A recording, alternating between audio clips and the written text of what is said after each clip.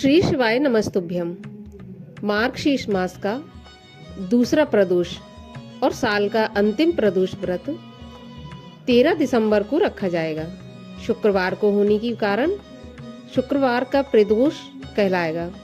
शुक्र प्रदोष का व्रत सौभाग्य और लक्ष्मी दोनों की प्राप्ति के लिए उत्तम व्रत माना गया है। आज के वीडियो में हम सुनेंगे शुक्र प्रदोष व्रत की कथा।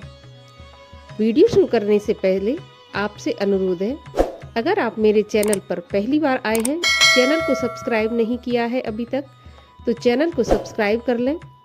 आज का वीडियो अगर अच्छा लगे तो वीडियो को लाइक कर दें और ज़्यादा से ज़्यादा शेयर कर दें।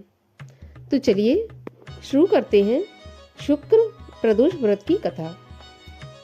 सूत जी बोले, प्राचीन काल की बात है, एक नगर में 3 मित्र रहते थे। तीनों में ही घनिष्ठ मित्रता थी। उनमें एक राजकुमार, दूसरा ब्राह्मण पुत्र, तीसरा सेठ का पुत्र था। राजकुमार व ब्राह्मण पुत्र का विवाह हो चुका था। सेठ पुत्र का विवाह के बाद गौना नहीं हुआ था। एक दिन तीनों मित्र आपस में स्त्रियों की चर्चा कर रहे थे। ब्राह्मण पुत्र ने नारियों की प्रशंसा करते हुए कहा कि नारीहीन घर भूतों का डेरा होता है। सेठ पुत्र ने यह वचन सुनकर अपनी पत्नी को लाने का तुरंत निश्चय किया। सेठ पुत्र अपने घर गया और अपने माता पिता से अपना निश्चय बताया। उन्होंने कहा, बेटा, शुक्र देवता डूबे हुए हैं। इन दिनों बहू बेटियों को उनके घर से विदा कराकर लाना शुभ नहीं होता है। अतः शुक्र उदय के बाद तुम अपनी पत्नी को विदा करा लाना। सेठ पुत्र अपनी जिद से टस से मस नहीं हुआ और अपनी ससुराल जा पहुंचा। सास ससुर को उसके इरादे का पता चला। उन्होंने इसको समझाने की बहुत कोशिश की, परंतु यह नहीं माना। उन्हें विवश होकर अपनी कन्या को विदा करना पड़ा।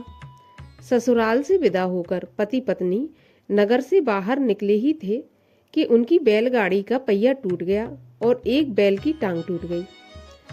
पत्नी को काफी चोट आई।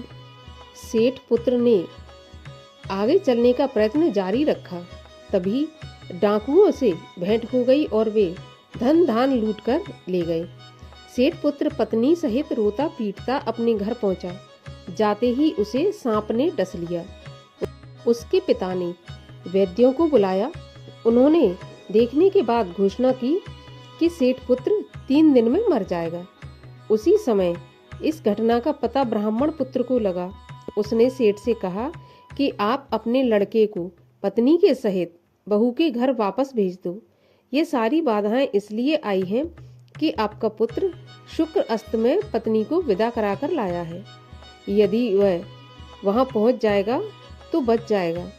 सेठ को ब्राह्मण पुत्र की बात जच गई और अपनी पुत्र वधू को वापस लौटा दिया।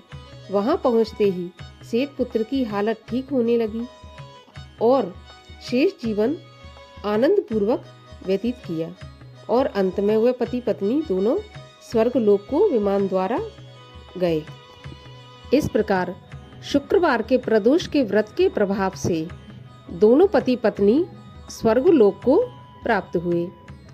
तो जो भी भक्त शुक्रवार के प्रदोष व्रत का पालन करता है, व्रत रखता है, उन्हें सौभाग्य की प्राप्ति होती है, लक्ष्मी की प्राप्ति होती है और अंत में मोक्ष की भी प्राप्ति होती है। तो शुक्रवार का प्रदोष अवश्य रखना चाहिए। वीडियो अच्छा लगा हो तो लाइक अवश्य कीजिए, चैनल को सब्सक्राइब कर लीजिए।